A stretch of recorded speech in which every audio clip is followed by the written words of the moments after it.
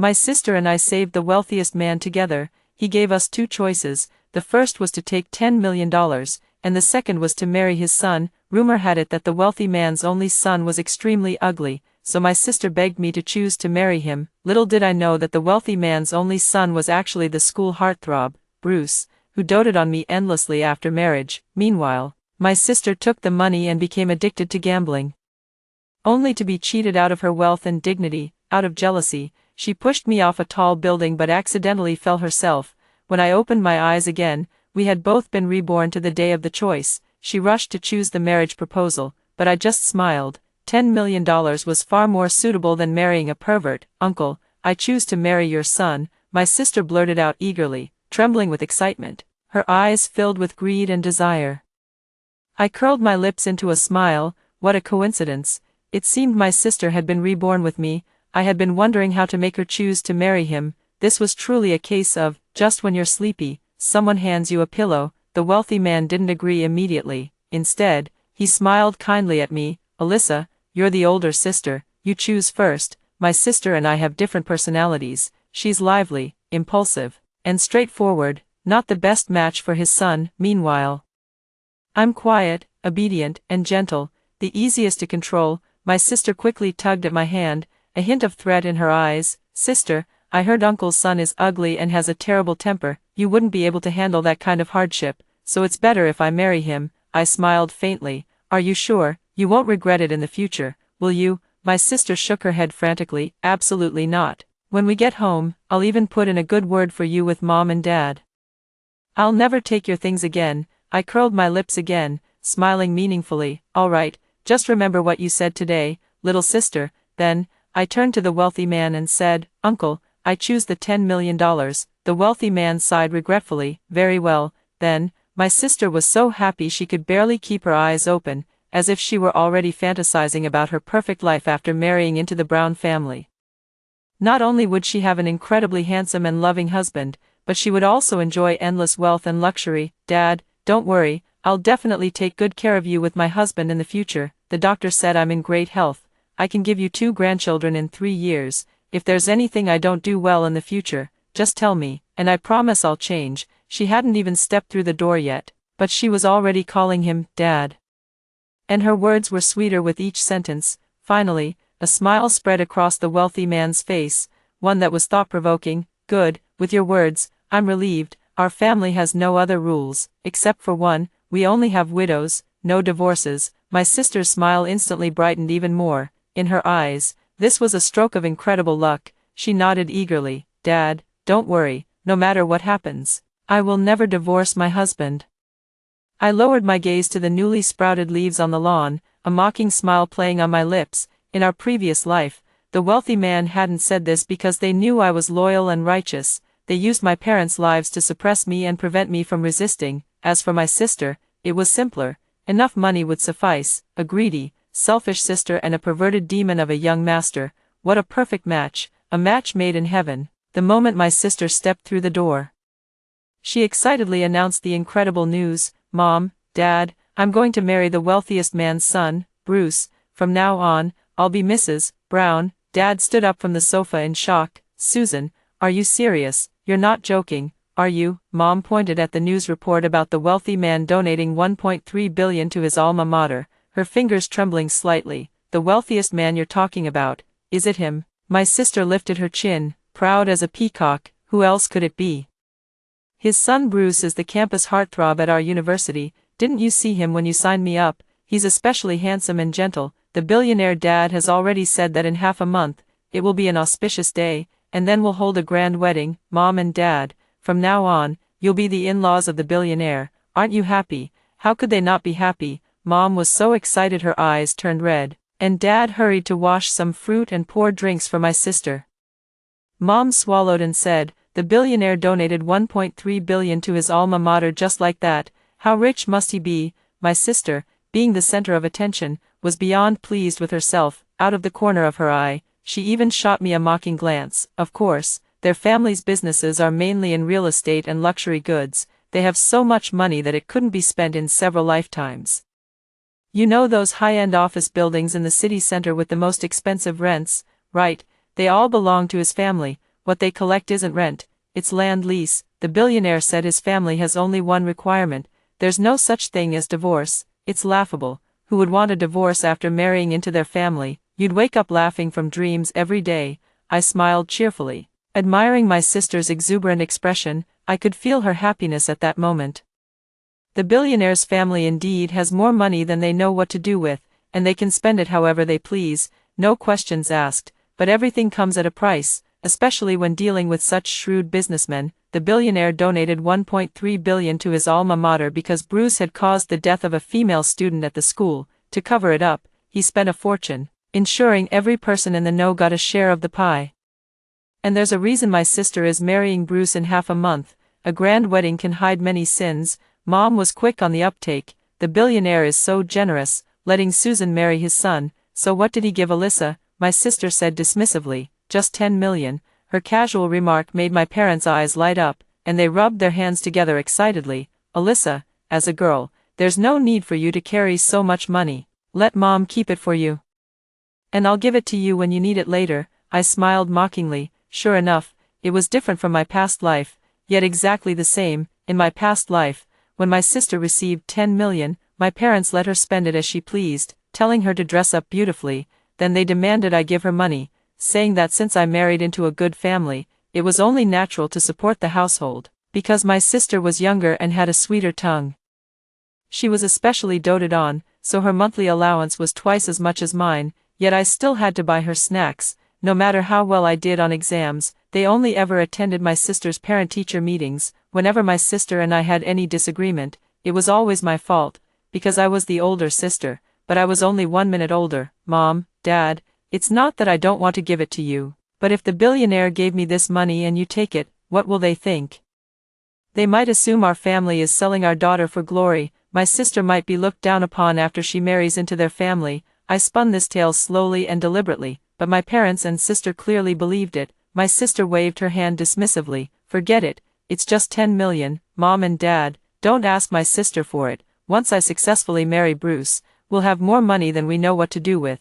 But, sister, you have to promise that from now on, you won't appear in front of Bruce, and you're not allowed to live at home anymore. She's afraid something might happen between me and Bruce. I curled my lips. What a relief.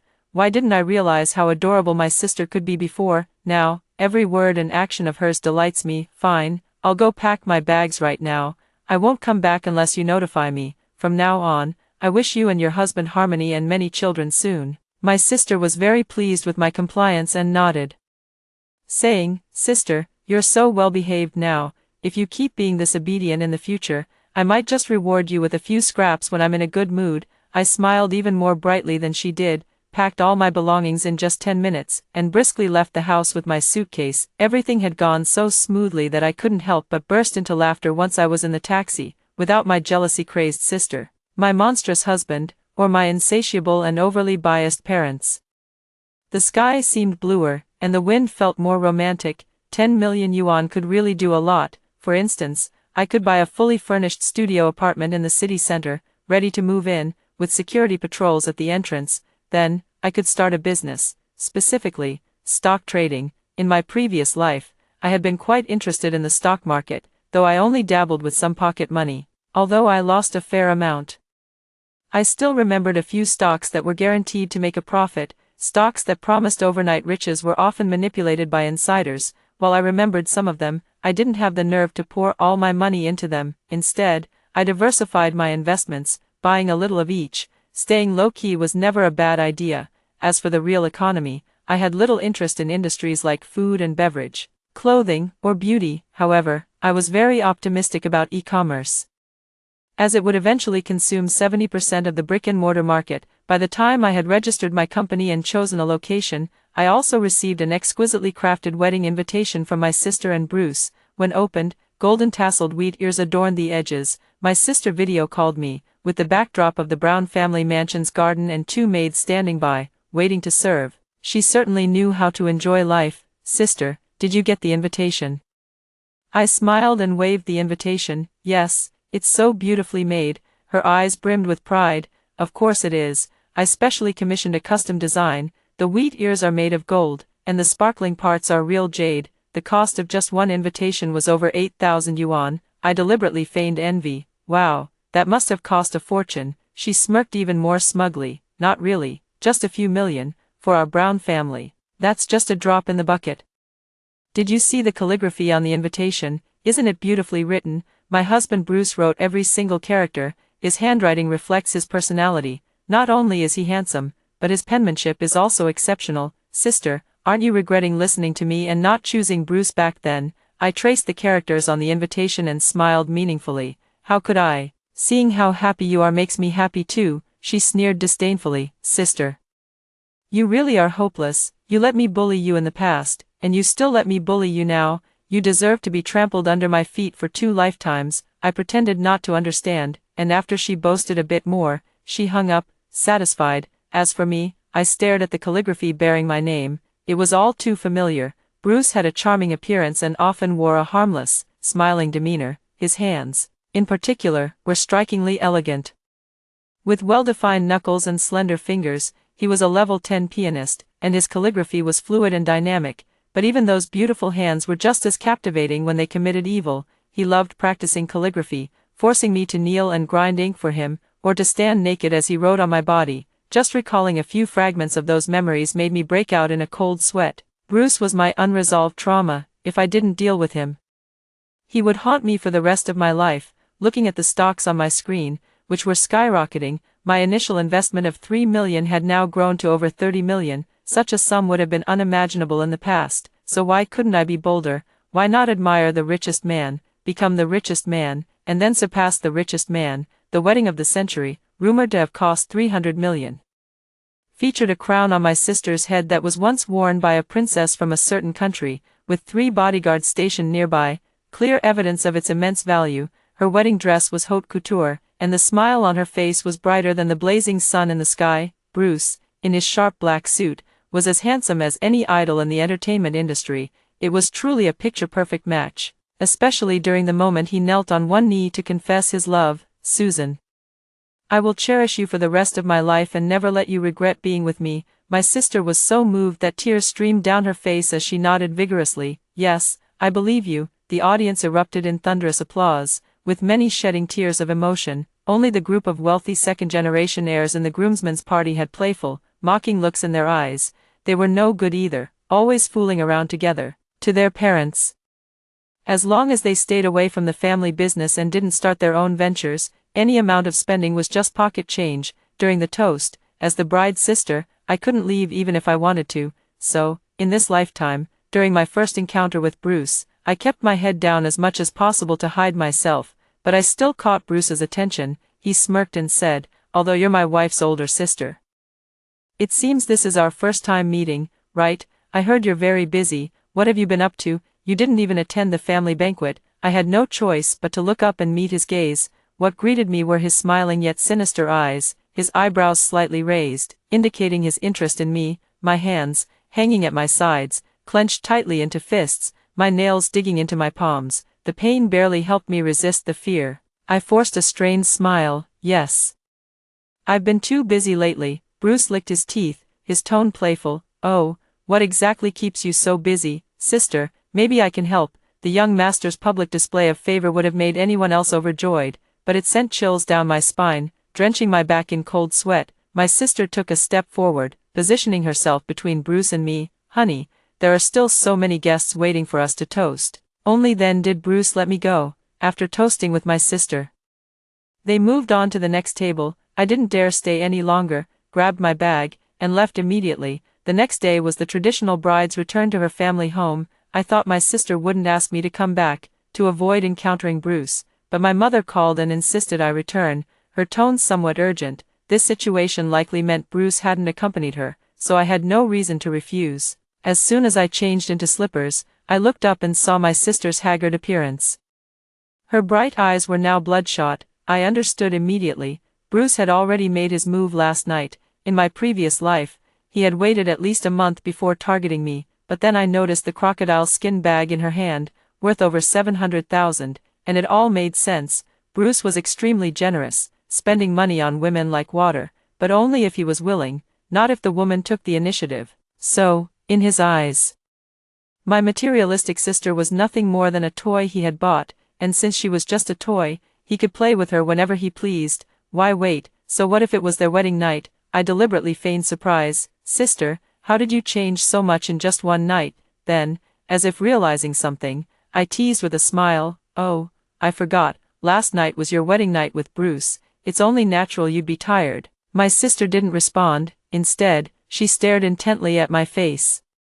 Trying to discern whether I was pretending, I blinked innocently. Sister, why are you looking at me like that? Her voice was hoarse, likely from begging and crying all night, but Bruce was a sadist. The more someone cried, the more excited he became. She hesitated for a long moment before finally giving up. Sister, never mind. Mom made a whole table of dishes, all of Susan's favorites, spicy crab, maukschwang, stir-fried beef, yet, she only had a few sips of fish soup and a bit of tofu. Struggling to swallow even that, Dad asked with concern, Susan, are you feeling unwell? Susan forced a smile and said, I drank too much last night, my throat is bothering me, so, Mom hurried to cook some seafood congee, and Dad washed some cherries for her, leaving her with no choice but to force down a few more bites. I kept my head down, eating, but couldn't help the corners of my mouth curling upward. Last night, Bruce was testing her obedience. I bet he made her eat all sorts of strange things, like swallowing live octopus. This is just the first step, it's only going to get wilder from here, tying her up and having his shady friends join in, but that's not even the worst of it. The most disgusting and terrifying thing is the moon eel, as thick as an arm. That thing is much bigger than a regular eel, slimy all over, and poisonous. Utterly revolting and perverse. By the way, Susan, is your husband very busy? Why didn't he come back with you? Susan's hand, holding the spoon, trembled involuntarily. Yeah, he's really busy, Dad said, somewhat displeased. No matter how busy he is, he should still come back with you for a meal. How much time would it really take? Mom shot Dad a glare. Our son-in-law is a big businessman, of course he's busy, he's not like you, good for nothing. Then, trying to please Susan, she added, don't listen to your dad. As long as you and your husband are living well together, that's all that matters. Susan responded half-heartedly, clearly unwilling to talk about Bruce, and shifted the topic to me. Sis, what have you been up to these days? After finishing my chicken soup, I replied leisurely, nothing much, just shopping and traveling. Susan sneered, flaunting her crocodile skin bag. I like shopping too, but it's different from the way you shop. Every time I go, the store is cleared out just for me. Limited editions that others can't get even by offering more money. I can have as many as I want. Just the day before yesterday, I spent over $6 million in just 2 hours. Mom's eyes widened in disbelief. Goodness, spending that much money. Won't your husband get angry? Susan said dismissively. He wouldn't even bat an eye at such a small amount. He gave me a supplementary card with no spending limit. I can swipe it as much as I want. I listened to her bragging with a smile, showing just the right amount of envy, combined with our parents' endless praise. It seemed she had found her motivation for staying with Bruce. Even if she's mistreated, the money is enough for her to live a glamorous, envy-inducing life, and that's all that matters to her. Susan said grandly, Mom, Dad, I'll take you shopping this afternoon. Whatever you like, I'll buy it for you, Mom said happily. My precious Susan, I didn't raise you for nothing. You know how to buy gifts for your parents when you have money. Her tone was clearly a dig at me for not buying them anything. I smiled faintly. I'm not like Susan. She has mountains of gold and silver that she couldn't spend in several lifetimes. After buying my apartment, I don't have much left, so I have to be careful with my spending. Susan, puffed up by my flattery, said smugly, that's true, sis. You'll have to rely on that bit of money for the rest of your life, Mom, Dad. Whatever you want, I'll buy it for you. Didn't Dad say he wanted a sports car before? And how about a jade bracelet for Mom? Our parents were overjoyed, excitedly discussing what they would buy later, deliberately picking the most expensive items. Susan lifted her chin proudly, like a peacock, and looked at me triumphantly. Sis, aren't you jealous of me now? I smiled meaningfully. What woman out there isn't jealous of you? They'd all love to take your place as Mrs. Brown. My sister declared arrogantly, let me see which cheap hussy dares to seduce my husband. I'll kill them. If anyone wants to take my place, they'll have to wait until I'm dead. I curled my lips into a smile and wished her good luck. I saw in my social media feed the results of my sister's shopping spree with our parents that afternoon. Sports cars, watches, jade bracelets, and handbags. That must have cost at least 10 million. My sister is in for a rough night. After enjoying the drama, I got busy with company matters, hiring streamers, setting up procedures. Once the company was running smoothly, I planned to enroll in management courses to transition from a novice to a true manager. During this time, I met many business owners and occasionally joined them for tea to discuss work. Running a business is no easy task. I lost over 3 million in the first month, but thankfully, by the second month, we started turning a profit. Though it wasn't much, the company was finally on the right track. The stock market hasn't been great lately, but I managed to make a little money with small trades. While playing golf, I happened to see Bruce bringing my sister and a group of his dubious friends into a private course. A few men nearby snickered lewdly. Young Master Brown is here with his little wife to entertain his friends again. Last time I passed by, TSK, the scene was quite something. Yeah, a properly married wife being shared with his buddies, even worse than a prostitute from the streets. Ha ha ha, who knows, rich people sure know how to have fun. I watched with mixed emotions as they disappeared into the woods. In my past life, Bruce abused and bullied me in every way, but he never let his friends have their way with me. It seems he doesn't see my sister as human at all. Then again, my sister spent so much of his money, he's bound to seek revenge, and after being mistreated, she tries to soothe her physical and emotional pain with more spending, trapping them in a vicious cycle. It's only a matter of time before he destroys her, but my sister is still my sister. Even in such a situation, she managed to get pregnant. The Brown family places great importance on heirs, especially since they have few descendants. Bruce is their only child. My sister's complexion gradually improved, and her social media was still filled with boastful photos. Occasionally, Bruce would appear in them, his gaze tender and doting. The comments were always filled with envy, saying she must have saved the galaxy in her past life to marry Bruce. My sister called to gloat. Sis, the doctor confirmed I'm having a boy. Once he's born, he'll be the young heir, destined to inherit the Brown family fortune. Let's see who can shake my position now. I smiled and said, congratulations, little sister. Is the baby healthy? She replied smugly, of course he's healthy. The doctor also mentioned something about super male. I didn't quite catch it, but it probably means he'll be strong and powerful. I nearly burst out laughing. How terrifying it is to be ignorant. I kindly reminded her, I've heard of super male syndrome.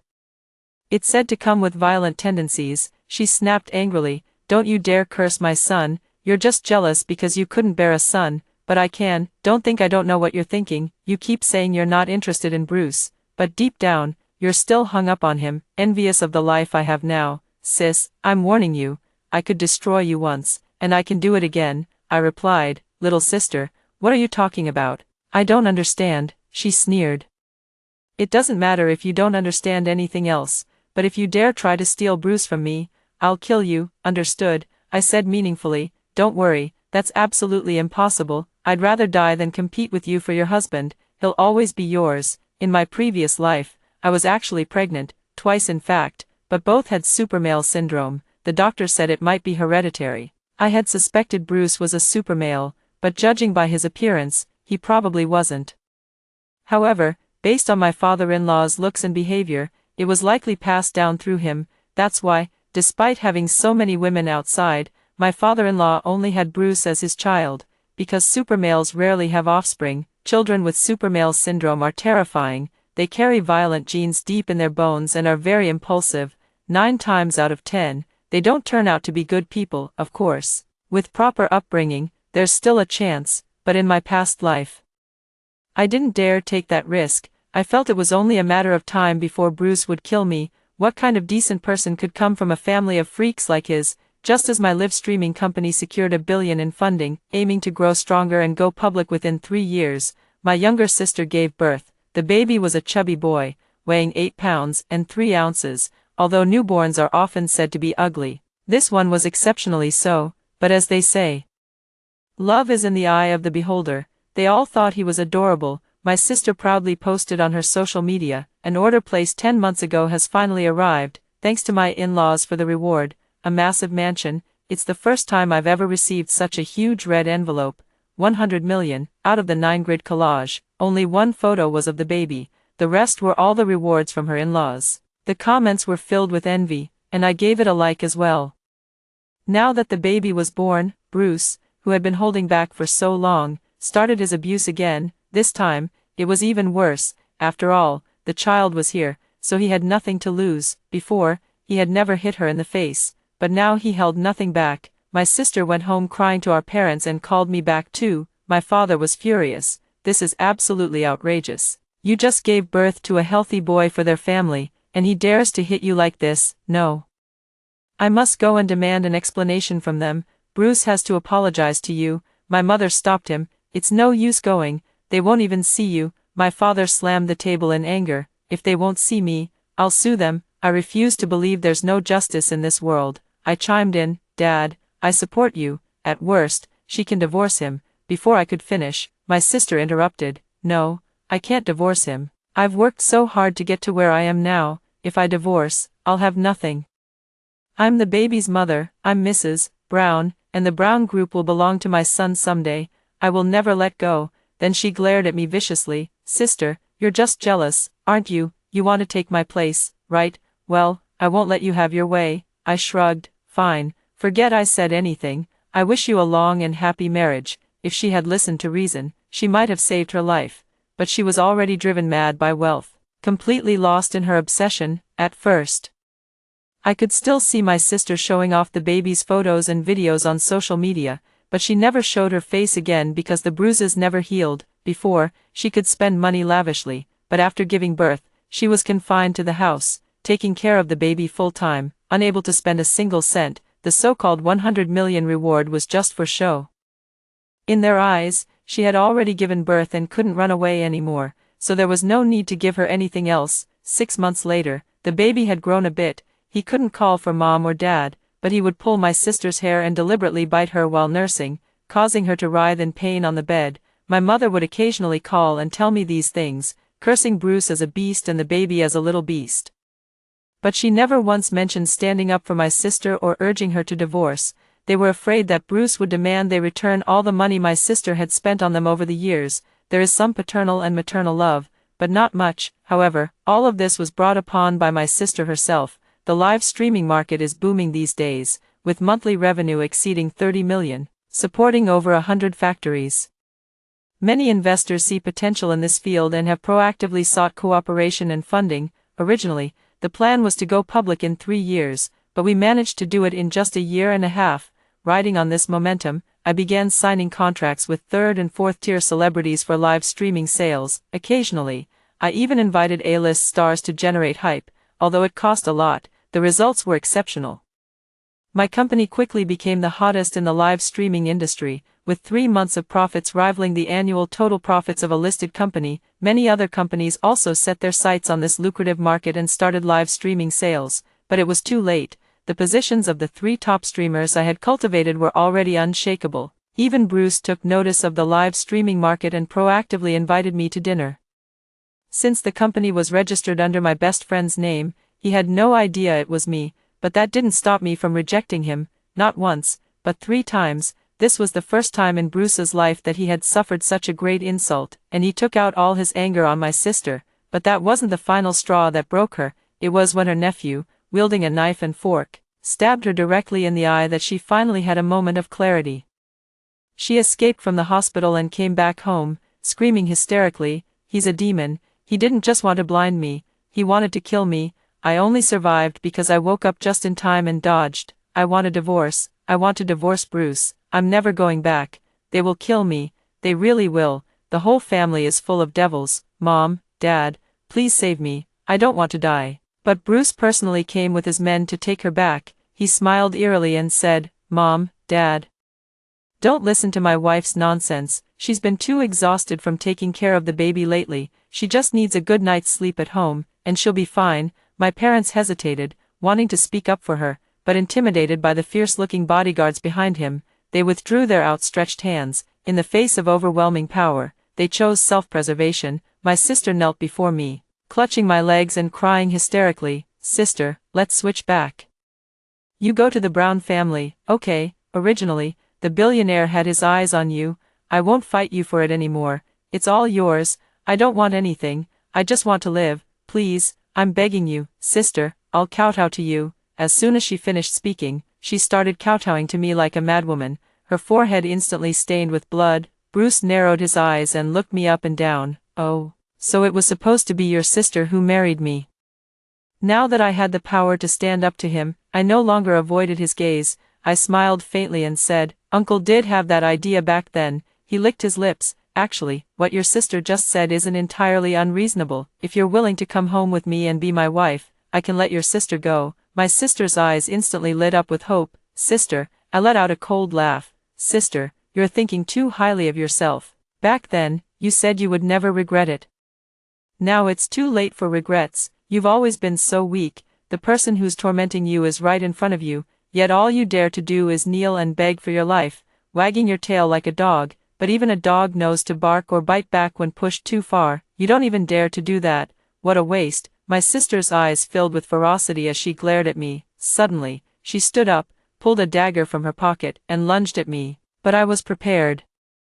I grabbed Bruce beside me and pulled him in front of me as a shield. Her dagger plunged deep into his abdomen. Everything happened too fast. The bodyguards nearby only then reacted, restraining my sister and sending Bruce to the hospital. In an instant, only Mom, Dad, and I were left in the living room, along with a pool of blood on the floor. When my sister was taken away, her eyes were filled with despair. Mom and Dad, having lost their pillar of support, trembled as they asked me, Alyssa, what should we do? Will Bruce seek revenge on us? I pulled out my phone and let out a cold laugh. Of course he will. They were so frightened they collapsed onto the floor, while I called my secretary. It's time. Hand over all the evidence directly to the tax bureau, take the victims to file a police report, and make sure the news media follows up. Starting tomorrow, their stock will plummet. Inform the shareholders that no matter how low Brown Corp stock falls, they must not buy it. Let the price drop even lower after they declare bankruptcy. After hanging up, my parents looked at me with confusion. Alyssa, what were you talking about just now? We don't understand. I smiled and pointed at the TV. You'll understand soon enough. Breaking news. Bruce, the son of the city's richest man, has been reported for raping a minor and murder. He has been taken to the police station for investigation. Just in, David Brown, the richest man, has been reported under his real name for years of tax evasion, illegal smuggling, and violent assaults. He is currently under police investigation. Brown Corp has been exposed for forced demolitions. The demolition team members are all gangsters who have repeatedly injured villagers. The video has been leaked. This series of major actions placed Brown Corp at the center of a storm, with both of its leaders arrested. Panic spread instantly. All the hosts at my company have been discussing this matter over the past 2 days, turning public opinion into the final straw that breaks them. With our added push, Brown Corp stock plummeted wildly. No one could have imagined that the city's long-standing titan would fall from the clouds into the mud overnight. My sister and her son were sent back. The other members of the Brown family had already fled with their valuables. Hardly any of them were clean. This was the first time I had seen my nephew. He was much taller than other children his age, his face expressionless, but his eyes were filled with ferocity. With just one glance, I knew my sister's life was over. Bruce was sentenced to 16 years in prison, while his father received a life sentence and will never be released. Brown Corp declared bankruptcy, and I acquired it at an extremely low price. The view from the 36th floor is spectacular, looking down at the people below who seem smaller than ants, during all-night overtime. I can see the bright moon, and in the early morning, the rising sun is enveloped by the clouds. No wonder so many people desperately claw their way to the top. The view really is more beautiful. Just as I became the city's first female richest person, I also received a letter from Bruce in prison. Alyssa, I've been reborn too. No wonder my heart raced when I first saw you at the wedding. You were my prey all along. It's a pity I only realized it now. If it had been earlier, it would have been much more interesting. Really, you're much more likable than your sister and far more suited to be my pet. 16 years is nothing. If I behave well, I'll be out soon. Aren't you looking forward to our reunion too? Make sure to visit me when you have time. Otherwise, you know what I'm capable of. I let out a cold laugh, tossed the letter into the trash, and dialed my secretary. I forgot to mention something earlier. Find some people to take good care of Bruce and his father in prison. Make sure they suffer endlessly. Understood, Chairman James. Scum like them should live a life worse than death. I was planning to deal with them after I finished my work, but they came to me on their own. My secretary is my confidant, very understanding, and brings me videos of that father and son every half-month.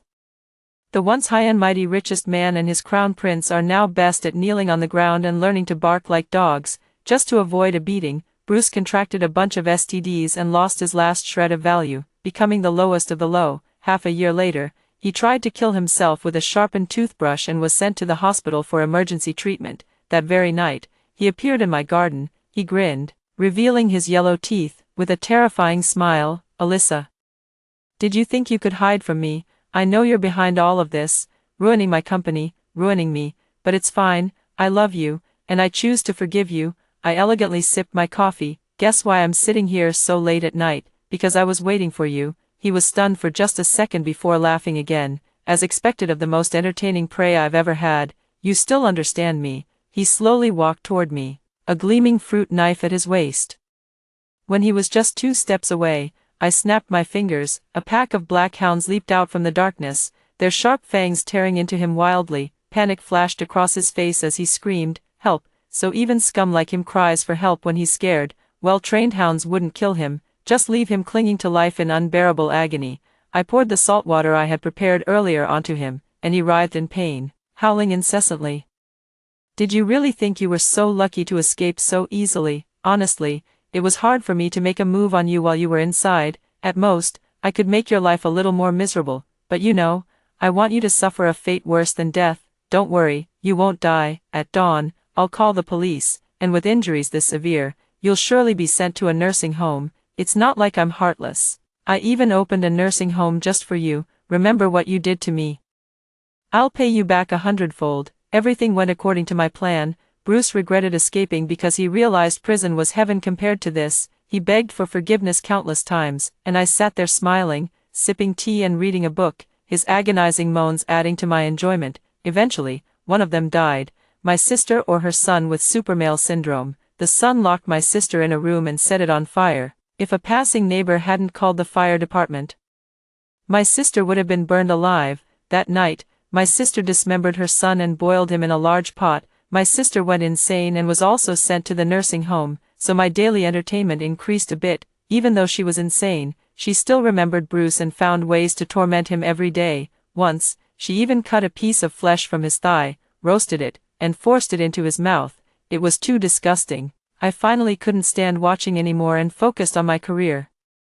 Leaving them to keep each other company, inside, sitting in my sports car, enjoying the free summer breeze, basking in the adoring gazes of young men, my life has only just begun. After hearing the first story above, what are your thoughts? Feel free to share your opinions in the comments section. Next, there is another similar story. Let's continue to see. My roommate often says, the brave ones get to enjoy the world first. Her bravery leaves me speechless. At a trendy bubble tea shop with 100 orders ahead and a 2-hour wait, she told the manager she was pregnant, and he immediately prepared her order. At the water park, she wore her most worn-out flip-flops and came back with someone else's newest, most expensive pair. Leaving the library during a sudden downpour, she simply took someone else's umbrella. At a chain coffee shop, she ordered a $1 cup of ice and asked the barista in the notes to add some coconut milk and a shot of espresso. On secondhand shopping sites, she claimed to be a female student from a poor mountainous area or a single mother raising 5 children, asking sellers if they could ship the items for free. At the hospital, when the doctor called another patient's number, she walked right in and described her symptoms. At the supermarket, she swapped expensive eggs into cheaper egg cartons before checking out. In my past life, she became the mistress of a married man and got pregnant. I kindly advised her not to keep the child and to focus on finishing college. I rationally analyzed the pros and cons, urging her to cut ties with the man in time. Later, that man's career took off and grew exponentially, and several single mom influencers became internet sensations. She blamed everything on me, claiming I'd meddled and ruined her chance at a glamorous life, forcing her to settle for a dead-end 9-to-5 job. She pushed me off the roof of a 30-story building, and I fell, shattered into pieces, and died. When I opened my eyes again, it was a day during my sophomore year. Outside, a torrential rain was pouring, and I woke to the sound of the downpour, dazed. It took me nearly a minute to realize I was in my college dorm. I had been reborn. The lingering pain from my previous life's free fall from the 30th floor and brutal impact with the ground still seemed to haunt me. I slowly sat up and glanced at the textbooks on the desk. It was my sophomore year. Tina discovered she was pregnant during the second semester of sophomore year. My other 2 roommates, Lucy and Kathy, were eating watermelon. Seeing me awake, they asked. Arya, want some watermelon? I shook my head, sat down at my desk, and downed the water in my cup in one go. Just then, Tina returned. She was holding a brand new, large purple umbrella. This rain is insane, like someone's pouring buckets, she said. Lucy asked, I told you it was going to rain this morning before you left, and I said to bring an umbrella, but you said you didn't need one. Did you buy an umbrella? I've seen this kind at the convenience store. It costs over $60, Kathy exclaimed. Wow, Tina, you're so extravagant. My umbrella cost $25 and has lasted me years without breaking. I'd never spend over $60 on one. Don't be silly, Tina said. I just took it from the library. Isn't that, Lucy started to say, isn't that stealing, but she held back. Tina said, what? I'm just borrowing it. I'll return it next time I go to the library. Oh, but then the owner of this umbrella won't have one, and it's pouring so hard right now. She can share with a classmate. I went to the library alone. I couldn't just walk back in the rain, could I? Tina argued confidently. It wouldn't be good if I caught a cold. It's normal for classmates to help each other out. Even if I'd asked, she would have lent it to me. I just didn't know whose umbrella it was, so I couldn't ask. It's not like I could go around the library asking everyone if it was theirs. Lucy and Kathy were momentarily speechless. I listened coldly to all of this. A leopard never changes its spots. In this life, how can I protect myself and make Tina pay? Let me think it through. Over the weekend, our dorm bought group tickets for 4 and planned a trip to the water park together. Tina dug out a pair of flip-flops from under her bed that were nearly broken in half, put them on, and we set off. Lucy said worriedly, Tina, your flip-flops look like they're about to break. Aren't you afraid you'll have to walk back barefoot if they snap halfway? This mountain dweller has her own clever plan, Tina said mysteriously. The newly opened water park was crowded with visitors. Tina put her phone in a waterproof pouch and hung it around her neck. Along the way, she asked over 20 men for their WeChat. Some men refused to add such a random stranger, while others had their female companions curse Tina out. In the end, she managed to add 7 or 8. Brave people get to enjoy the world first. As long as I add enough rich guys, one of them is bound to fall for me and help me climb the social ladder. But how do you know these guys are rich? Everyone's just wearing swim trunks. Maybe with flip-flops at most, Kathy asked, puzzled. Tina pulled out her phone and swiped through it as she explained, this one, his flip-flops cost $4,000 a pair. They're a limited edition collaboration with an NBA superstar, just released last week. That one, I saw him pull up in a Maserati at the entrance, the guy with the buzz cut. I noticed when he went into the changing room, he was wearing a Rolex Submariner, the one with the sunglasses. They're Hermes. You know so much, Tina, Kathy said admiringly.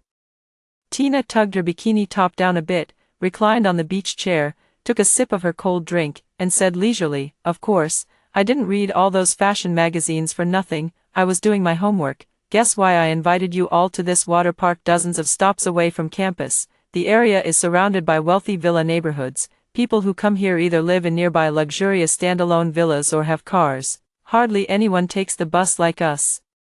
And after it officially opens, it'll be ridiculously expensive. We gotta come now while there are still group deals. Our heads were spinning from all this information as we prepared to go crazy on all the rides. Even with the group discount, it was still a significant expense for us ordinary college students, so we had to make sure we got our money's worth. We excitedly planned the best order to experience the attractions. Tina lazily applied sunscreen and said she wasn't going to play.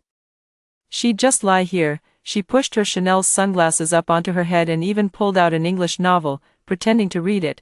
Never mind that she hadn't even passed the CT for exam as a freshman. She then hitched up her high-cut swimsuit bottoms. The scene reminded me of the white cat from Tom and Jerry that Tom was so obsessed with.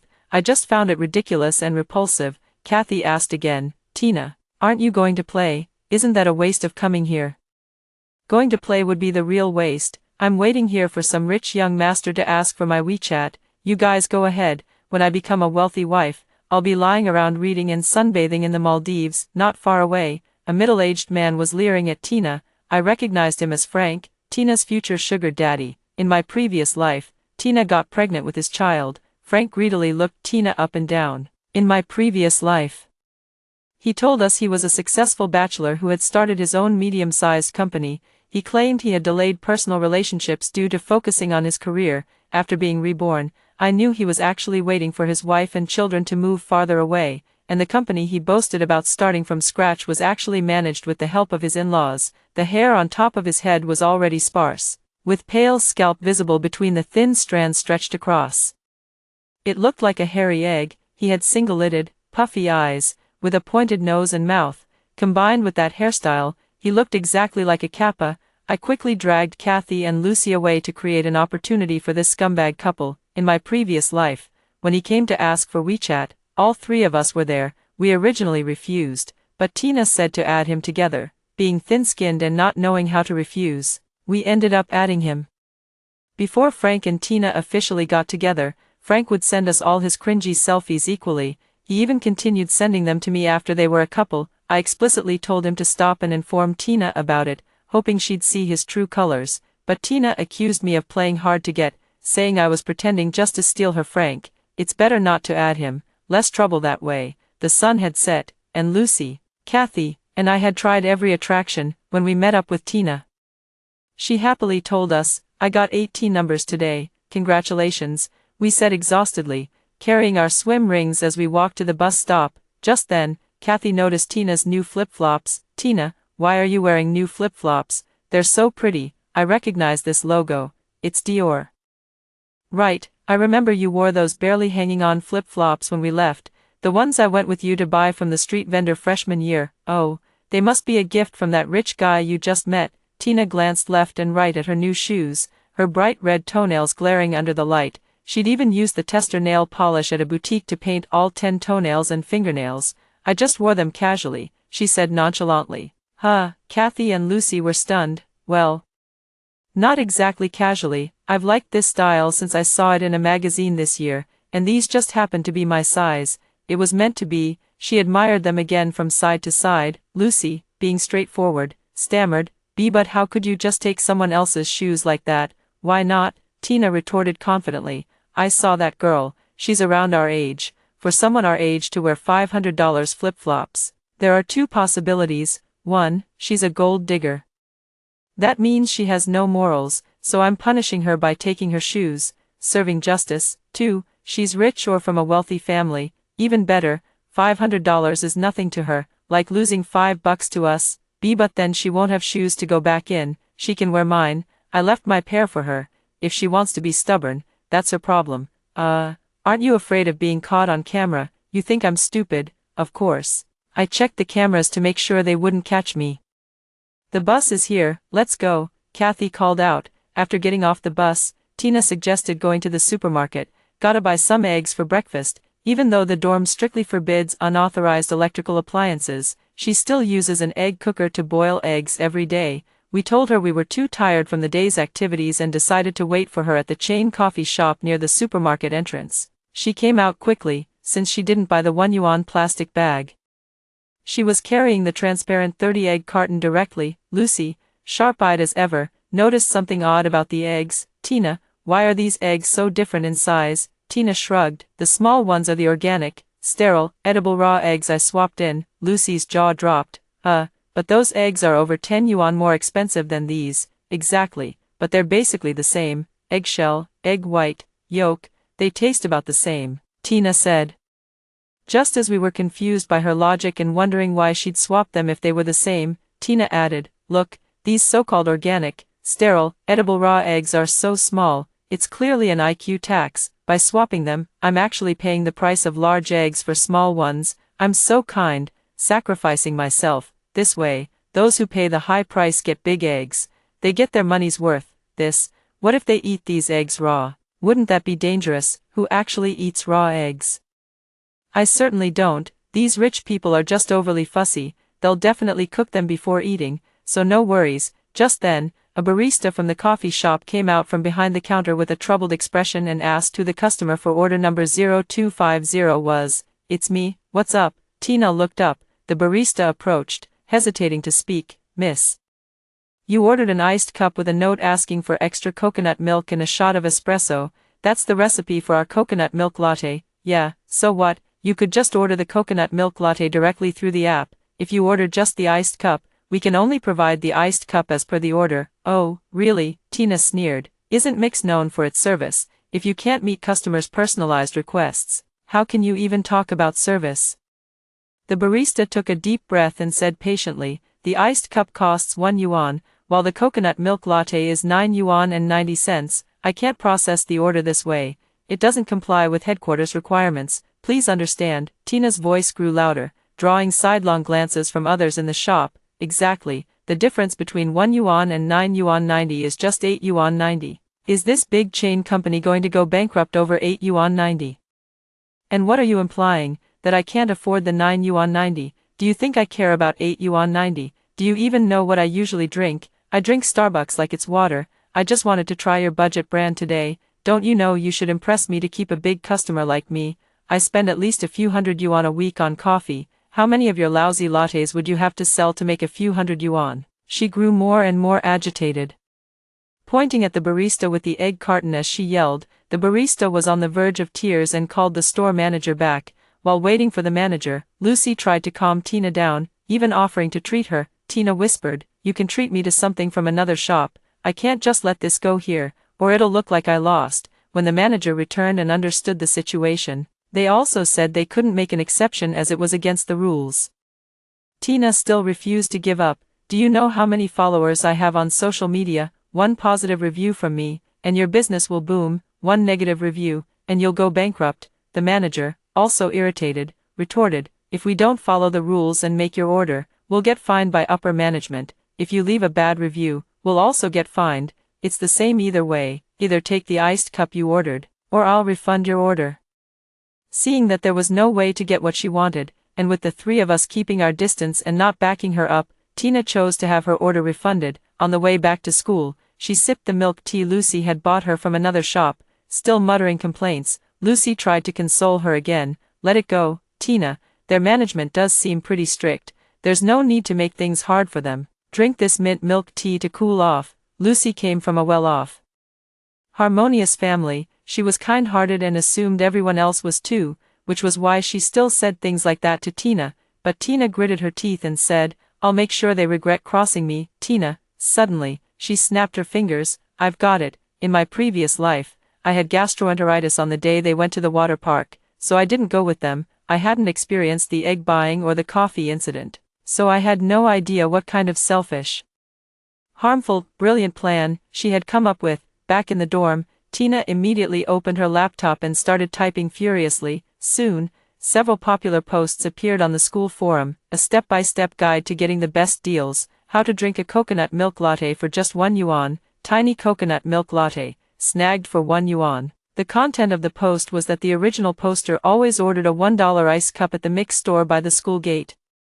with a note requesting extra coconut milk and a shot of espresso. The text confidently stated, "The staff member, Nana, always follows the note. If the store manager is around, you can even get an upgrade on the beans and an extra shot of espresso." The poster's username was Tina. Without a doubt, it was Tina. The post quickly went viral on campus and even spread to forums of other schools and local review sites. Our area is a university town, home to over a dozen universities and hundreds of thousands of students. The students' ability to act is astonishing. As soon as the post went up, a massive wave of bargain hunters flooded Mix's mini-program and delivery apps. They selected that specific store, placed orders following the method described in the post, and added the same notes. It wasn't just students. Even nearby residents placed orders out of curiosity, wanting to see if they could really get a coconut milk latte for just $1. The mini-program crashed for a while before recovering, and delivery drivers in various colored uniforms swarmed the store to pick up orders. Of course,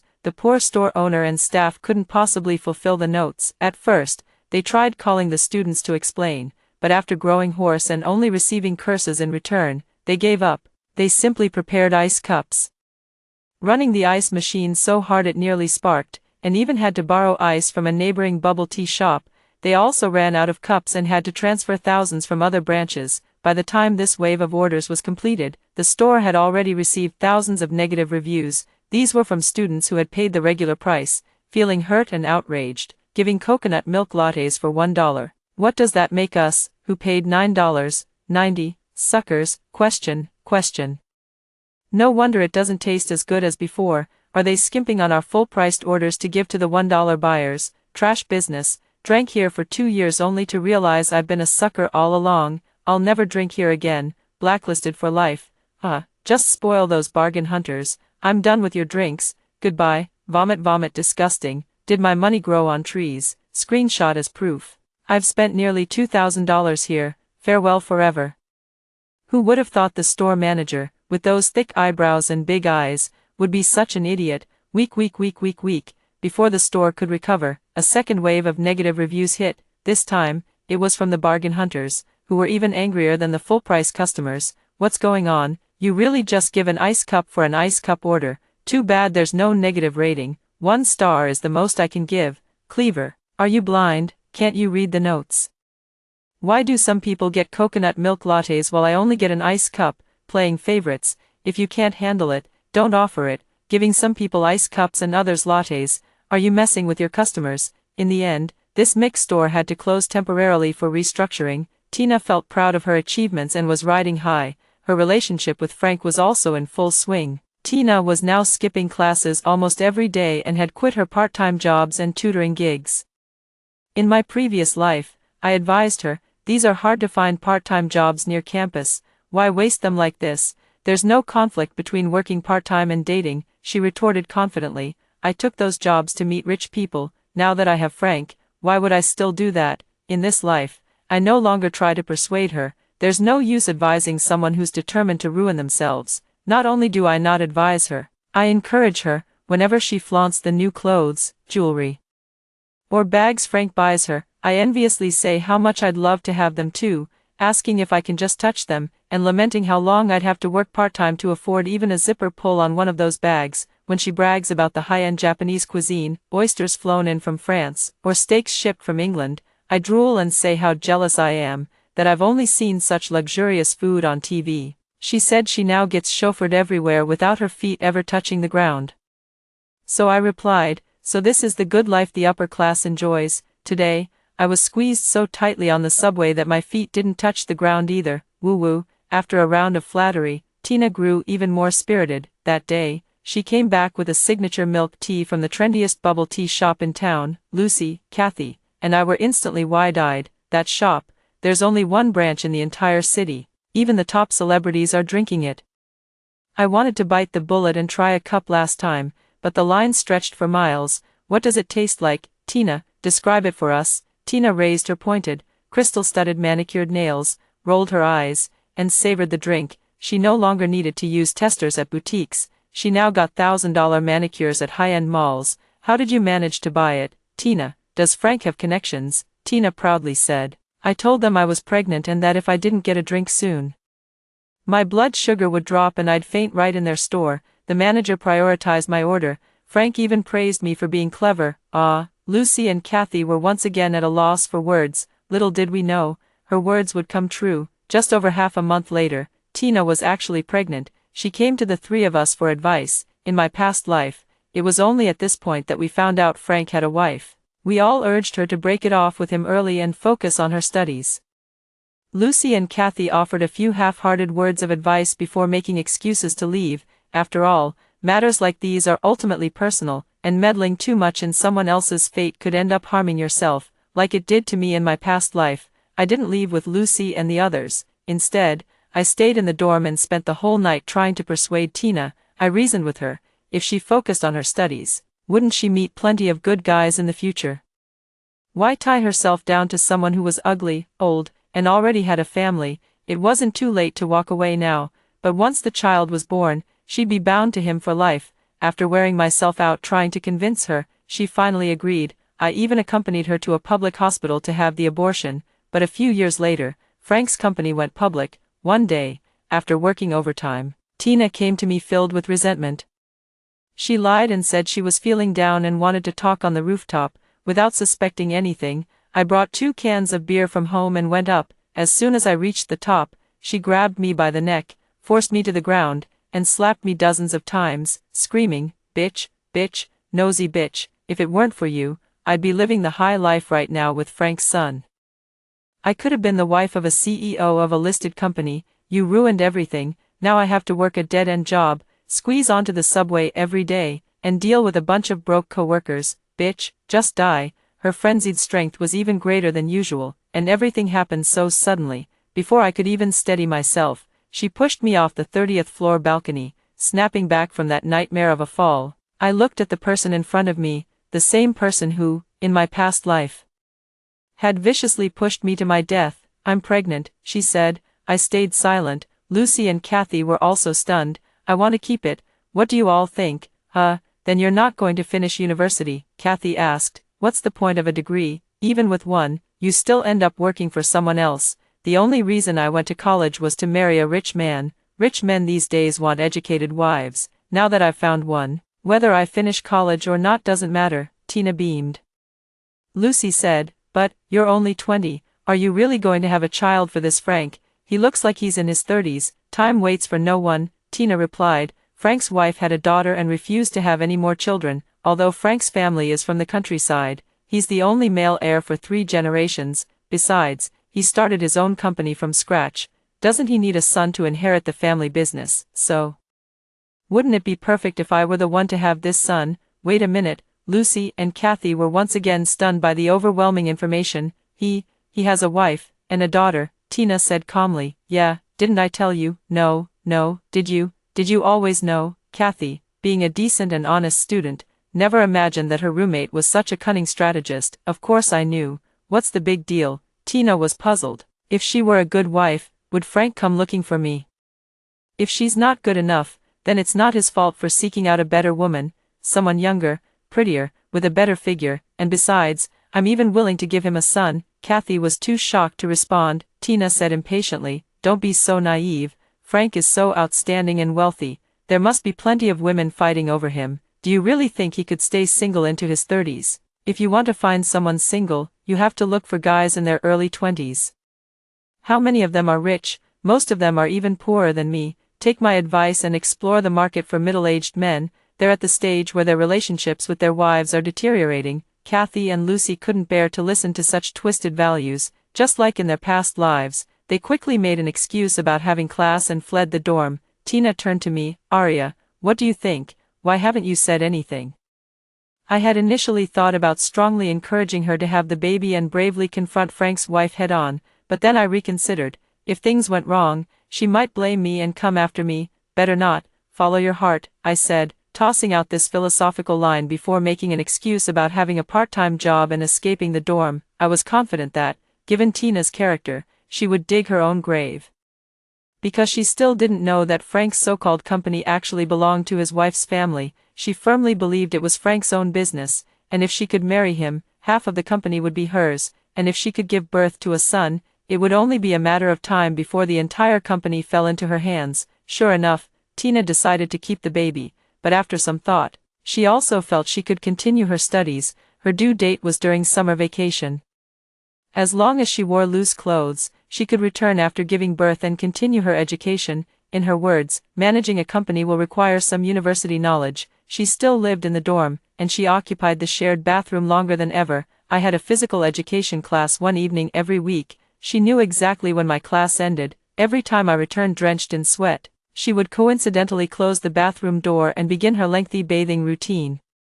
It lasted at least 40 minutes, sometimes up to an hour, during which she applied face masks, body lotion, and so on. I suppressed my anger and asked if she could stagger her bathroom time with mine. She widened her innocent eyes and said, "I just feel like using it now. If you're in a hurry, you can borrow the bathroom in another dorm." I compromised and asked if she could apply her face mask and lotion after coming out of the bathroom. She pouted her thick lips and said, "But the wind outside will dry out my skin. I need to apply everything while the steam is still in the bathroom. You know, I'm pregnant now. If I'm not careful, I'll get ugly. Can't you just give in a little?" My fists clenched in frustration. I urged her to tell Frank about her pregnancy so he could rent a luxurious house for her to rest during her pregnancy. She said she wanted to wait until Frank's birthday to surprise him. Frank, however, was in for a shock. Tina waited until the pregnancy test confirmed it was a boy before telling Frank the news on his birthday. He immediately demanded that she get an abortion the next day. He was just a live-in son-in-law, playing around with Tina for fun. Having a child with her would be a disaster. If his wife divorced him, losing everything would be the least of his worries. If his father-in-law found out he had betrayed his daughter like this, he'd surely break his legs. The two had a huge argument at the restaurant, and Tina returned to the dormitory fuming. She even woke us up, though we were already preparing for bed, To listen to her complaints, I couldn't help but laugh inside and encouraged her to go confront Frank's wife. The next day, she stormed into Frank's house and told his wife everything. Frank's wife was a respectable woman. She didn't engage in a lengthy argument with Tina but politely sent her away. Saying she would discuss the matter with Frank and resolve it, she immediately had someone investigate and confirm that Tina's claims were true. Frank had indeed been fooling around behind her back. He didn't just have Tina as a mistress, there were others too, mistress number 3, 4, 5, 6. When Frank realized the truth had come to light, he immediately knelt and apologized. He blocked all his mistress's contact information, crying and begging his wife for forgiveness. His wife packed all his belongings and threw them out. She also took back the house his parents had in the city and sent them back to the countryside to continue their work of cleaning out septic tanks. A month later, Frank left with nothing and divorced his wife. He was back to being a man with nothing. Tina, still unaware, happily went to find Frank. Frank, I told you that old toad was no good.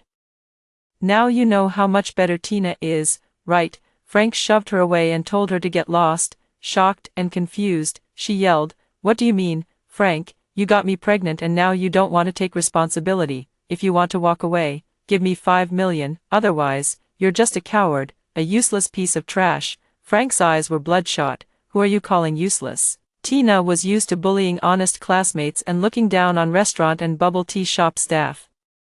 So she didn't back down. You, Frank, you're useless, a coward who hides from trouble. Frank had been hit where it hurt the most. Even though he was indeed useless, he hated being called that more than anything. He lost his mind, lunged at Tina, and started beating her violently. By the time passers-by called the police and stopped Frank, the baby in Tina's womb was already lost. Her legs were covered in blood, and she was carried away by an ambulance. Frank was sentenced to 3 years in prison for intentional assault. After being discharged from the hospital, Tina went to Frank's former company and caused a scene. She screamed that Frank's ex-wife had taken over his company and assets, and she even brought some news media to stir up trouble. The ex-wife presented a series of logically sound evidence, proving that Frank was nothing but a penniless live-in son-in-law. Tina's attempt to gain something ended in disaster. The fact that she, as a mistress, had the audacity to throw a tantrum quickly spread across the internet. A flood of righteous netizens swarmed the university's official social media pages, demanding that such a morally corrupt student be dealt with. Students within the university also called for strict disciplinary action to uphold the school's reputation. In the end, Tina was expelled. Her family also learned of her disgraceful behavior and forbade her from returning home, cutting ties with her. With only a high school diploma, she was no longer qualified to apply for the positions at the big companies she had worked for in her previous life. One chain bubble tea shop hired her, but a customer recognized her. The customer took a photo of her and posted it on a review site, saying that the shop had hired the most shameless mistress to work there, proving that the company had no moral integrity. The bubble tea chain's headquarters was so alarmed that they immediately issued a statement overnight, firing Tina and the store manager who had hired her. Eventually, she turned to live streaming. She would dance provocatively in various city parks and squares, wearing ultra-short, tight, and sheer lace dresses. Many netizens flocked to her live streams to curse at her, but this ironically brought her traffic, and she began selling products through her streams. One day, while she was live streaming and dancing in front of a library, an elderly couple with completely white hair showed up carrying a bucket of feces and dumped it all over her head. They were Frank's parents. They had been searching for Tina, blaming her for causing their son to lose his wealthy wife and end up in prison. They believed she was the reason they, at their age, had to return to their village and make a living by handling manure. They once had a son who stood out among his peers, living in a big city house, a family envied by everyone in the village. Now, they had become the village's biggest laughingstock. Their son was suffering in prison, and the two of them were struggling in the village, while this wicked woman was shamelessly making a fortune through live streaming. After monitoring her streams for days, they finally caught her broadcasting from a park near their village. The two immediately grabbed a bucket of manure, rode their motorcycle over, and drenched her in the foul mess while it was still fresh. By the time the police arrived, Tina was rolling on the ground, covering her eyes, her body and face covered in stinking feces. Sensing something was wrong, the officers quickly called an ambulance. It turned out that the manure had been mixed with corrosive pesticides and fertilizers. Tina's face and most of her skin were severely burned, and her vision was permanently damaged. As for Frank's parents, One weighed just over 90 pounds and had suffered a stroke that left one leg lame, while the other was nearly deaf. Both insisted they had no idea the manure contained anything else. They only wanted to humiliate Tina with the filth and stench, not to harm her. The matter was eventually dropped. With the community's help, Tina received treatment and was discharged from the hospital, but her disfigured appearance and near blindness would stay with her for the rest of her life. Unable to find a job, she resorted to scavenging for a living. Knowing that college students often drank beverages, she frequently lingered around the trash bins near the university district. Sometimes, she could be seen arguing with other elderly scavengers. Her throat had also been burned, leaving her with a strange, monstrous voice that frightened young children, who would burst into tears at the sight of her. The last time I saw her was on the day I graduated and moved out of the university. Frank, who had been released early for good behavior, was dragging her by the collar like a chicken. She struggled to break free but couldn't. I sat in a speeding taxi, quickly leaving them behind. After hearing the two stories above, what are your thoughts? Feel free to share your opinions in the comments section. Looking forward to hearing from you. If you liked this story, don't forget to like it, share it, and subscribe to my channel. See you next time.